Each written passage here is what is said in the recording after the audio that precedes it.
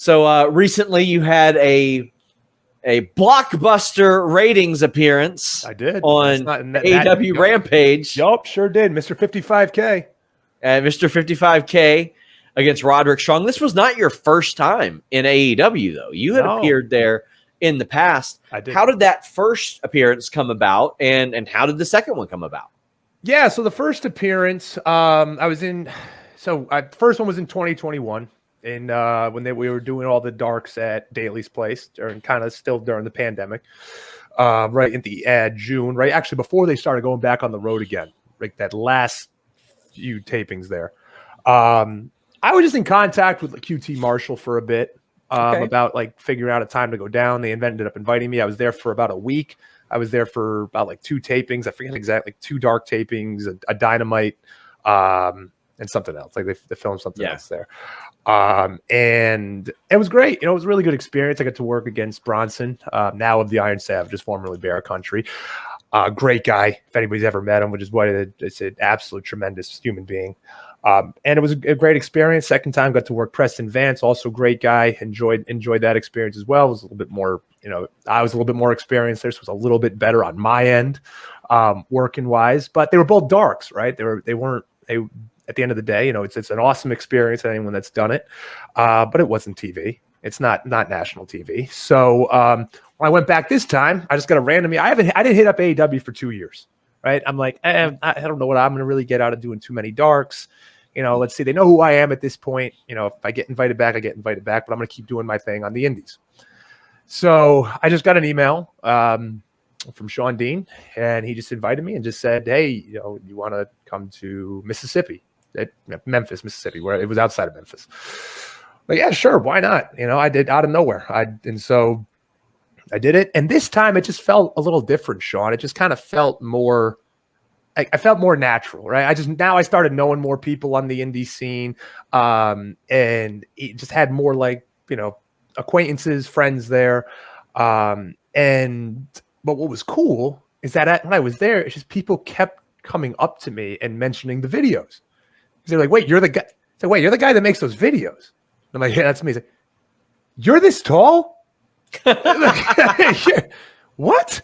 And I'm like, "Oh, yeah, you didn't know." And it's like, "No, we don't know. We can't tell on the videos how tall you are." It's like, "You're this big?" I'm like, "Yeah." He's like, "Oh, holy shit." And I'm like, "Yeah, no, that's me. I'm just Ben." And then Jarrett, which was like the coolest thing, Jeff Jarrett, I was walking by catering, and he just says, "Who is that guy?" And one of the producers says to him, he's like, "Oh, that's Ben. You don't know Ben?" He's like, "No, I don't know who Ben is." And he's like, "Well, look at his video." So he shows him a video, and then Jared comes up to me and starts ribbing me about one of the videos doing the Shindy promoter gimmick back to me. It took me like 30 seconds to figure out what the hell he was doing. I'm like, "What?" I'm like, "Oh, I know what you're doing." And then I just found out I had a match. I had no idea. Like one of the producers just like, "By the way, you're working Roderick Strong tonight." And I was like, "Oh, I am?" And they're like, "Yeah." So I was like, "Okay, that sounds great. Like, how much time?" I got 2 minutes. "Oh, perfect. Great. 2 minutes. What are we going to do?" So talked to Roddy. We went over it. And you know what? A lot of people in my position and my size could have easily said, "What the hell?" And sat there and pity, and throwing a pity party, felt bad for yourself, and just like, like this is BS, blah, blah, blah. I'm a big guy with all this shit, right? So I did that for about 3 minutes, and I was like, what the hell, man? Like, what why can't, like, they don't see me, they don't think I can do anything, like what? Then I thought, I'm like, now, you know what? This is great. This is great, because I already have an idea what I'm going to do here. So, we go out and do the thing. I knew exactly when the hard cam was going to be on me because I already did it twice. I know when they call your name, that is the only time you're guaranteed that hard cam is going to be on you. And so I just said, all right, I know that's going to happen, so I'm going to have the cheesiest grin and the stupidest pose of all time. and I just did it in a mirror 5 minutes before I went out there. And I'm like, all right, this is it. Perfect. And, the match happened. We did what we did. If you blinked, you missed it. But I had in my mind, I'm like, I am going to play, and I'm happy it was Rampage because I was there for a Collision and a Rampage and a Ring of Honor. I think they had all the taping, right? Well, Collision wasn't taped, but I'm happy it was Rampage because we have a week now. So I'm like, for this whole week, I am going to play this shit up like it is the biggest match of my career, and I'm going to make everyone think that this is like, I'm the next big thing. Right. And so that was my whole like content. You played it up so big that I was like, does he actually have a match, or is he just going rogue and saying this? I kind of did. And, because nobody, I looked at, I'm like, no other, enhancement talent does this. Yeah. Like nobody, because everyone's just like, hey, I was on Rampage, fun. Here's some pictures. That was cool. Like, oh, here's my cool lower third, and that's fine because that's what everyone does. Everyone's kind of shy to go against the grain when it comes to like a big company like that. Cause you're like, oh, I might get heat. I'm like, forget the heat, man. I don't care about the heat anymore. If I do that, I'm going to be right in the same place I'm at, right? If people get mad at me for trying to promote the show and trying to get people to watch, so be it. I mean, that's the whole point of wrestling, right? So the whole week goes. I just play it up. Biggest thing that's going to happen. And I'm like, this could either go great or this could blow up in my face and I'm the laughing stock of pro wrestling forever, right? So, or at least for like a week. And so I'm like, I know I'm going to make that highlight video. I had the highlight video and I had the reaction with my wife video already in the back of my mind. And I'm like, I think these will do well. I think, and fortunately they did. And because I was just like, because everyone for the most part, 99% of people got it, what I was doing.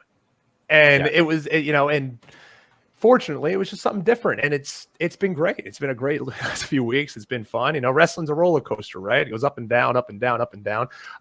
So just ride the high as much as possible and take advantage of it. But the thing with me, Sean, is I'm not a one-trick pony.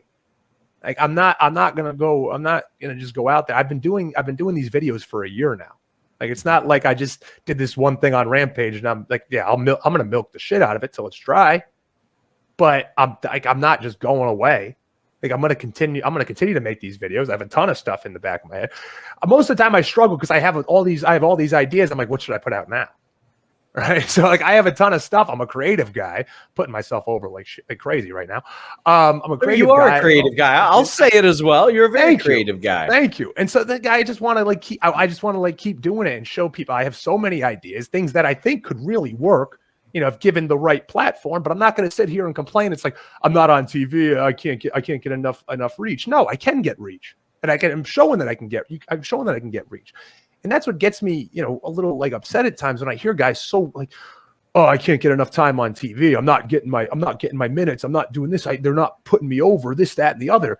And that's I get why you'd be miserable at that, right? Like I'm not downplaying that. That does stink for guys that have to sit in catering all the time. I would be the same way. I'd be upset as well. But there's so many other ways. Like again, look at Matt, look at Joe Hendry, look at what Danhausen did. Go down the line.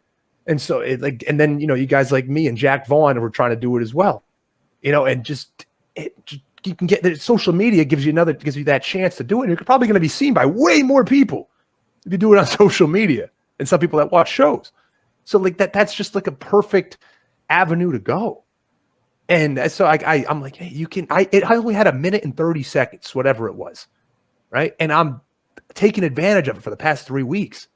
And I just wish more guys would. And I think I think there's a lot of creative guys out there. I think just guys just don't want to like rock the boat is what it is. They don't want to rock the boat but no one's ever gotten ahead by not rocking the boat. You kind of have to. You got to kind of do your own thing. You got to be creative because once they see people are getting behind you, there's no choice then. There's no choice, right? So like I just wish I saw more of it.